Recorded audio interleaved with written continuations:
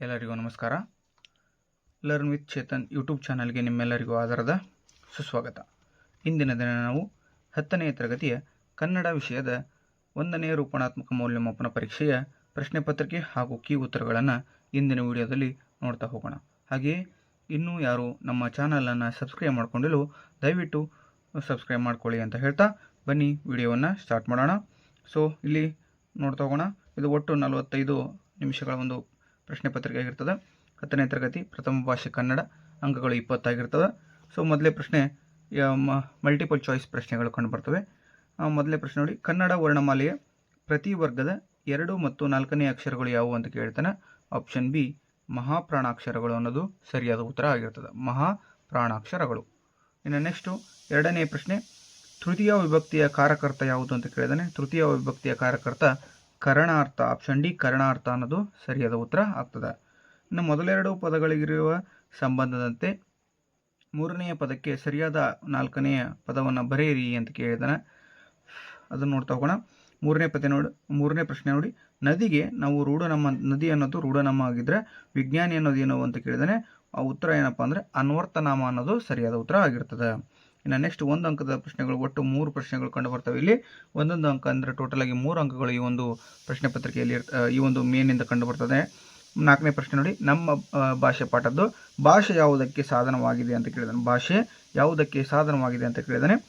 ನಮ್ಮ ಸುತ್ತಮುತ್ತಲಿನವರೊಡನೆ ವ್ಯವಹರಿಸುವುದಕ್ಕೆ ಹಾಗೂ ವಿಚಾರ ವಿನಿಮಯ ಮಾಡುವುದಕ್ಕೆ ಭಾಷೆ ಒಂದು ಅಮೂಲ್ಯ ಸಾಧನವಾಗಿದೆ. ನಮ್ಮ ಸುತ್ತಮುತ್ತಲಿನವರೊಡನೆ ವ್ಯವಹರಿಸುವುದಕ್ಕೆ ಹಾಗೂ ವಿಚಾರ ವಿನಿಮಯ ಮಾಡುವುದಕ್ಕೆ ಭಾಷೆ ಒಂದು ಅಮೂಲ್ಯ ಸಾಧನವಾಗಿದೆ.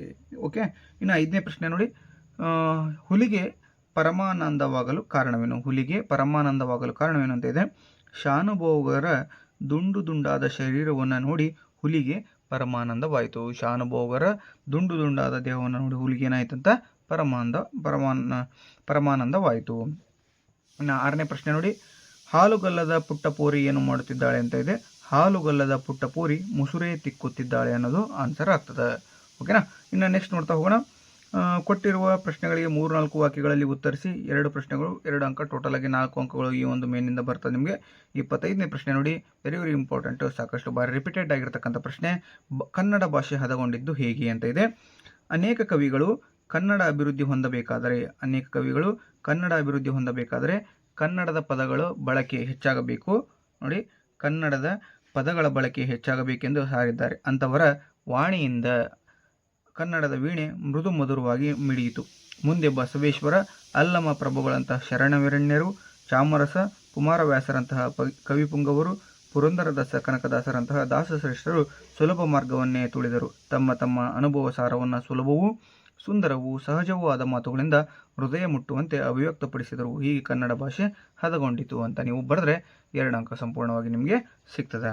ಇನ್ನು 8ನೇ ಪ್ರಶ್ನೆ ನೋಡಿ, ಹಕ್ಕಿಯ ಹಾರಾಟವನ್ನು ಆಕಾಶಕ್ಕೆ ಹೇಗೆ ಹೋಲಿಸಿದ್ದಾರೆ ಅಂತ ಇದೆ. ಹಕ್ಕಿ ಹಾರುತ್ತಿದೆ ನೋಡಿದ್ರೆ ಅನ್ನೋ ಪದ್ಯದಿಂದ ತರತಮ ರಹಿತ ಸಮದೃಷ್ಟಿಯಿಂದ ತಾರತಮ್ಯರಹಿತ, ಇದು ತರತಮ ಅಲ್ಲ, ಕ್ಷಮೆ ಇರಲಿ, ತಾರತಮ್ಯರಹಿತ ಸಮದೃಷ್ಟಿಯಿಂದ ಕೂಡಿದ ನೀಲ ಮೇಘ ಮಂಡಲ ಸಮಬಣ್ಣದಲ್ಲಿ ಹಕ್ಕಿಯು ಕಾಲದ ದೈತ್ಯತೆಯನ್ನು ಸಂಕೇತಿಸುವ ಹಾಗೆ ಮುಗಿಲಿಗೆ ರೆಕ್ಕೆಗಳನ್ನು ಬೀಸುತ್ತಾ ಹಾರುತ್ತಿದೆ.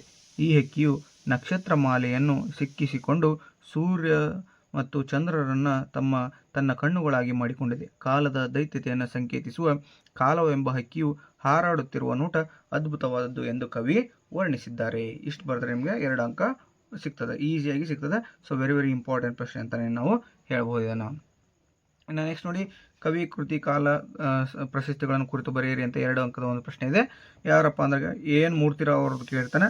ಎನ್ ಮೂರ್ತಿರಾವ್ ಅವರು 1900ರಲ್ಲಿ ಮಂಡ್ಯ ಜಿಲ್ಲೆಯ ಅಕ್ಕಿ ಹೆಬ್ಬಾಳಿನಲ್ಲಿ ಜನಿಸಿದರು. ಆಧುನಿಕ ಕನ್ನಡದ ಪ್ರಮುಖ ಗದ್ಯ ಬರಹಗಾರರಾದ ಇವರು ಪ್ರಬಂಧಕಾರರಾಗಿ ಪ್ರಸಿದ್ಧರಾಗಿದ್ದಾರೆ. ಶ್ರೀಯುತರ ಪ್ರಮುಖ ಸಾಹಿತ್ಯ ಕೃತಿಗಳು ಹಗಲು ಕನಸುಗಳು, ಅಲೆಯುವ ಮನ, ಅಪರ ವಯಸ್ಕನ, ಅಮೆರಿಕ ಯಾತ್ರೆ, ಮಿನುಗು ಮಿಂಚು, ಚಿತ್ರಗಳು, ಪತ್ರಗಳು, ಪೂರ್ವ ಸೂರಿಗಳೊಡನೆ, ಚಂಡಮಾರುತ, ದೇವರು ಮೊದಲಾದ ಕೃತಿಗಳನ್ನು ರಚಿಸಿದ್ದಾರೆ. ಶ್ರೀಯುತರಿಗೆ ಚಿತ್ರಗಳು, ಪತ್ರಗಳು ಎಂಬ ಕೃತಿಗೆ ಕೇಂದ್ರ ಸಾಹಿತ್ಯ ಅಕಾಡೆಮಿ ಪ್ರಶಸ್ತಿ, ದೇವರು ಎಂಬ ಕೃತಿಗೆ ಪಂಪ ಪ್ರಶಸ್ತಿ, ಗೌರವ ಡಿಲಿಟ್ ಪ್ರಶಸ್ತಿಗಳು ಲಭಿಸಿದೆ. ಓಕೆನಾ. ಇನ್ನು ನೆಕ್ಸ್ಟು ಒಂದು ಸಂದರ್ಭ ಸಹಿತ ಸ್ವಾರಸ್ಯವನ್ನು ವಿವರಿಸಿ ಅಂತ ಒಂದು ಪ್ರಶ್ನೆ ಕೊಟ್ಟಿರ್ತಾನೆ. ಟೋಟಲ್ ಆಗಿ ಇದಕ್ಕೆ 2 ಅಂಕ. ಸಾರ್ವಭೌಮರ ನೆತ್ತಿಯ ಕುಕ್ಕಿ. ಇದು ವೆರಿ ವೆರಿ ಇಂಪಾರ್ಟೆಂಟ್, ಸಾಕಷ್ಟು ಬಾರಿ ರಿಪೀಟೆಡ್ ಆಗಿರ್ತಕ್ಕಂಥ ಪ್ರಶ್ನೆ. ಓಕೆನಾ. ಪ್ರಸ್ತುತ ಸಾಲನ್ನು ದ ರಾ ಬೇಂದ್ರೆಯವರು ವಿರಚಿತ ಗರಿ ಎಂಬ ಕವನ ಸಂಕಲನದಿಂದ ಆಯ್ದ ಹಕ್ಕಿ ಹಾರುತ್ತಿದೆ ನೋಡಿದಿರಾ ಎಂಬ ಗದ್ಯಪಾಠದಿಂದ ಆರಿಸಿಕೊಳ್ಳಲಾಗಿದೆ. ಸಂದರ್ಭ: ಕವಿ ದ ರಾ ಬೇಂದ್ರೆಯವರು ಚಲನಶೀಲವಾದ ಕಾಲದ ಗತಿಯನ್ನು ಸಾರುವ ಹಕ್ಕಿಗೆ ಸಮೀಕರಿಸಿ ವರ್ಣಿಸುತ್ತಾ, ಕಾಲಪಕ್ಷಿಯು ತನ್ನ ಪಯಣದಲ್ಲಿ ಅನೇಕ ಸಣ್ಣ ಸಣ್ಣ ರಾಜಮನೆತನಗಳನ್ನು ಹಾಗೂ ದೊಡ್ಡ ದೊಡ್ಡ ಸಾಮ್ರಾಜ್ಯಗಳನ್ನು ಕಟ್ಟಿ ಅವುಗಳ ಪ್ರಗತಿ ಮತ್ತು ವಿನಾಶಕ್ಕೆ ಕಾರಣವಾಗಿದೆ. ಅಲ್ಲದೆ ಗತಕಾಲದ ಭೂಮಂಡಲದ ಮೇಲೆ ಸಾರ್ವಭೌಮರೆಂದು ಮೆರೆಯುತ್ತಿದ್ದ ಸಾಮ್ರಾಟರ ನೆತ್ತಿಯನ್ನು ಕುಕ್ಕಿ ಅವರ ಅಹಂಕಾರವನ್ನು ಮೆಟ್ಟಿ ನಿಂತಿದೆ ಎಂದು ಹೇಳುವಾಗ ಈ ಮಾತು ಬಂದಿದೆ. ಸ್ವಾರಸ್ಯ ನೋಡ್ತಾ ಹೋಗೋಣ. ಕಾಲದ ಗತಿಯಲ್ಲಿ ವೈಭವದಿಂದ ಅಹಂಕಾರದಿಂದ ಮೆರೆದ ಸಾರ್ವಭೌಮರೆಲ್ಲರೂ ನಾಮಾವಶೇಷವಾಗಿದ್ದಾರೆ ಎಂಬುದು ಈ ಮಾತಿನಲ್ಲಿ ಸ್ವಾರಸ್ಯಪೂರ್ಣವಾಗಿ ವ್ಯಕ್ತಗೊಂಡಿದೆ. ನೆಕ್ಸ್ಟ್ ನೋಡಿ, ಪದ್ಯವನ್ನು ಪೂರ್ಣಗೊಳಿಸಿ ಅನ್ನೋದು 2 ಅಂಕದ ಒಂದು ಪ್ರಶ್ನೆ. ಕಲುಷಿತವಾದಿ ನದಿ ಜಲಗಳಿಗೆ ಮುಂಗಾರಿನ ಮಳೆಯಾಗೋಣ, ಬರಡಾಗಿರುವಿರಿ ಕಾಡು ಮೇಡುಗಳ ವಸಂತವಾಗತ ಮುಟ್ಟೋಣ ಅಂತ ಇದೆ. ನೆಕ್ಸ್ಟು ಪದ್ಯ ಸಾರಾಂಶವನ್ನು ನಿಮ್ಮ ಮಾತುಗಳಲ್ಲಿ ಬರೆಯಿರಿ ಅಂತ. ಸೊ ಈ ಒಂದು ಪದ್ಯ 13 ನೋಡಿ, ಪದ್ಯದ ಸಾರಾಂಶ ಆಯ್ಕೆ ಯಾವುದಪ್ಪ ಅಂದರೆ ಈ ಕಾವ್ಯವನ್ನು ಕವಿ GS ರುದ್ರಪ್ಪರವರು ರಚಿಸಿರ್ತಕ್ಕಂತಹ ಎದ್ದು ತುಂಬಿ ಹಾಡಿದನು ಕವನ ಸಂಕಲನದ ಆಯ್ದ ಸಂಕಲ್ಪಗೀತೆ ಎಂಬ ಪದ್ಯದಿಂದ ಆರಿಸಲಾಗಿದೆ. ಸಾರಾಂಶ ಏನಪ್ಪ ಅಂದರೆ ಇದು ಜನರಲ್ಲಿ ಇಂದು ನಾನಾ ಕಾರಣಗಳಾಗಿ ನಂಬಿಕೆ, ವಿಶ್ವಾಸ ಹೊಂದಿ ಬಾಳುವ ಗುಣ ಮುಂತಾದ ಸುಖಭಾವದ ಸ್ತಂಭಗಳಿಗೆ ಬಿದ್ದು ಹೋಗಿದೆ. ಇದು ಯಾವುದಪ್ಪ ಅಂದರೆ ಇಲ್ಲಿ ನೋಡಿ, ಇಲ್ಲಿದೆ. ಓಕೆನಾ. ಸೊ ಇಲ್ಲಿದೆ ನೋಡಿ. ಓಕೆ, ಅದು ತಾಳಿದವನು ಬಾಳೆಯನ್ನು ಗಾದೆ ಪೂರ್ಣಗೊಳಿಸಿತಲ್ಲ, ಅದು ಇದು.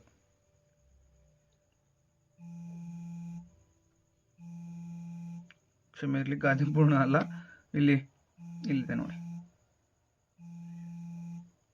ಓಕೆ, ಬಿದ್ದುದನ್ನು ಮೇಲೆ ಬಿಸಿ ಇದು ಒಂದು ಪದ್ಯದ ಸಾರಾಂಶ ಆಗಿದೆ ಇದು. ಓಕೆನಾ. ಆ ಪದ್ಯದ ಸಾರಾಂಶ ಇಲ್ಲಿದೆ. ನೆಕ್ಸ್ಟು ಗಾದೆ ಪೂರ್ಣಗೊಳಿಸಿ ಸಿಗ್ತದೆ ನಿಮಗೆ. ನೋಡಿ, ಜನರಲ್ಲಿ ಇಂದು ನಾನಾ ಕಾರಣಗಳಿಗಾಗಿ ನಂಬಿಕೆ, ವಿಶ್ವಾಸ ಹೊಂದಿ ಬಾಳುವ ಗುಣ ಮುಂತಾದ ಸುಖಭಾವದ ಸ್ತಂಭಗಳಿಗೆ ಬಿದ್ದು ಹೋಗಿವೆ. ಹೀಗಾಗಿ ಚೆನ್ನಾಗಿ ಬದುಕುತ್ತೇವೆ ಎಂಬ ಭರವಸೆಯೇ ಹೊರಟು ಹೋಗುತ್ತಿದೆ. ಆದ್ದರಿಂದ ನಂಬಿಕೆ, ವಿಶ್ವಾಸ, ಪ್ರೀತಿ, ಸ್ನೇಹಗಳೆಂಬ ಆಧಾರ ಸ್ತಂಭಗಳನ್ನು ಮತ್ತೆ ಮೇಲೆ ಬಿಸಿ ಮನದಲ್ಲಿ ಸ್ಥಿರವಾಗಿ ನಿಲ್ಲುವಂತೆ ಮಾಡುವ ಹೊಸ ಭರವಸೆಗಳನ್ನು ಕಟ್ಟೋಣ. ಭಾಷೆ, ಜಾತಿ, ಮತ, ಧರ್ಮಗಳಲ್ಲಿನ ಭೇದ ಭಾವಗಳನ್ನು, ಜನರಲ್ಲಿ ಅಸಮಾನತೆ, ಅಪನಂಬಿಕೆ, ಅಸ್ಪೃಶ್ಯತೆ ಮೊದಲಾದ ಅಡ್ಡಗೋಡೆಗಳು ನಿರ್ಮಾಣವಾಗಿವೆ. ಅವನ್ನು ಸಮಾನತೆ, ಸ್ನೇಹ, ಪ್ರೀತಿ, ಒಳ್ಳೆಯ ಚಿಂತನೆಗಳ ಮೂಲಕ ಮನುಜರ ನಡುವಿನ ಅಡ್ಡಗೋಡೆಗಳನ್ನು ಕೆಡವಿ ಪರಸ್ಪರರಲ್ಲಿ ನಂಬಿಕೆ ಮೂಡಿಸುವ ಸಹಬಾಳ್ವೆಗೆ ಸೇತುವೆಯಾಗುವ ಸಂಕಲ್ಪ ತೊಡಬೇಕೆಂದು ಕವಿ GS ರುದ್ರಪ್ಪರವರು ಆಚರಿಸುತ್ತಾರೆ. ಮೌಲ್ಯ ಇದೇನಪ್ಪ ಅಂದರೆ ಎಲ್ಲರೂ ಪ್ರೀತಿ ವಿಶ್ವಾಸಗಳಿಂದ ಬದುಕಬೇಕು ಎಂಬ ಮೌಲ್ಯಯುತ ಸಂದೇಶವನ್ನು ಪ್ರಸ್ತುತ ಪದ್ಯವು ತಿಳಿಸುತ್ತದೆ ಅಂತ ಬರಿಬೇಕಾಗ್ತದೆ. ಇನ್ನು ನೆಕ್ಸ್ಟು ತಾಳಿದವನು ಬಾಳೆಯೇನು ಎಂಬ ಗಾದೆ ಇದೆ. ಆ ಗಾದೆಯನ್ನು ನೋಡ್ತಾ ಹೋಗೋಣ. ಸೊ ಗಾದೆ ಮಾತುಗಳು ಹಿರಿಯರ ಜೀವನದ ಅನುಭವ ನುಡಿಗಳಾಗಿವೆ. ವೇದ ಸುಳ್ಳಾದರೂ ಗಾದೆ ಸುಳ್ಳಾಗದು ಎಂಬ ಒಂದು ಮಾತಿದೆ. ನೆಕ್ಸ್ಟ್ ನೋಡಿ, ಇದನ್ನು ಎಲ್ಲರೂ ಬರೀತೀರಿ, ಇದನ್ನು ನೋಡ್ತಾ ಹೋಗೋಣ. ಜೀವನದಲ್ಲಿ ಮನುಷ್ಯ ಸಾಧನೆ ಮಾಡಬೇಕಾದರೆ ಆತನಿಗೆ ತಾಳ್ಮೆ ಅತಿ ಮುಖ್ಯ. ಕಷ್ಟಪಟ್ಟು ದುಡಿದರೆ ಮಾತ್ರ ಫಲ ಸಿಗುತ್ತದೆ. ತಾಳ್ಮೆ ಎಂದರೆ ಸಹನೆ.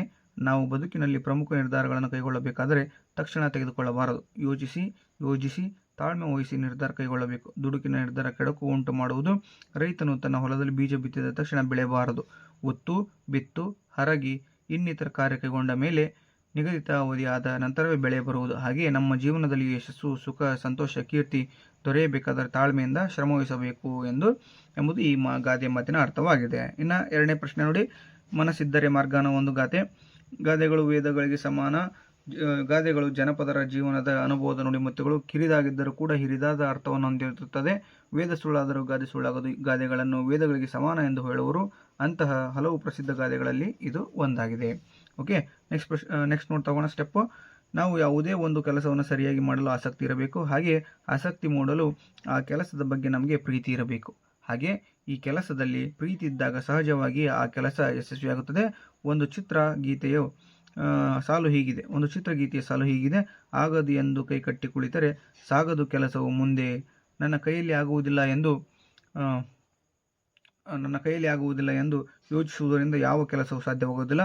ಬದಲಾಗಿ ಮಾಡಿಯೇ ತೀರುತ್ತೇನೆ ಎಂದು ಮನಸ್ಸು ಮಾಡಿದರೆ ಎಂಥ ಕೆಲಸವಾದರೂ ಮಾಡಲು ಸಾಧ್ಯ ಎಂಬುದನ್ನು ಈ ಒಂದು ಗಾದೆ ಸೂಚಿಸ್ತದೆ ಅಂತ ನೀವು ಬರಿಬೇಕಾಗ್ತದೆ. ಓಕೆ, ಇಷ್ಟು ಬರೆದ್ರೆ ನಿಮ್ಗೆ ಏನು ಸಿಗ್ತದಪ್ಪ ಅಂದರೆ 20ಕ್ಕೆ 20 ಅಂಕಗಳು ಸಂಪೂರ್ಣವಾಗಿ ಸಿಗ್ತದೆ. ಅತ್ಯಂತ ಸುಲಭವಾದಂತಹ ಒಂದು ಕನ್ನಡ ವಿಷಯ ನಿಮಗೆಲ್ಲರಿಗೂ ತುಂಬ ಇಷ್ಟವಾದಂಥ ವಿಷಯನೇ ಅಂತಲೇ ಹೇಳ್ಬೋದು ಇದನ್ನು. ಸೊ ಹಾಗಾಗಿ ಸ್ಕೋರನ್ನು ಸುಲಭವಾಗಿ ಮಾಡ್ತೀರಿ.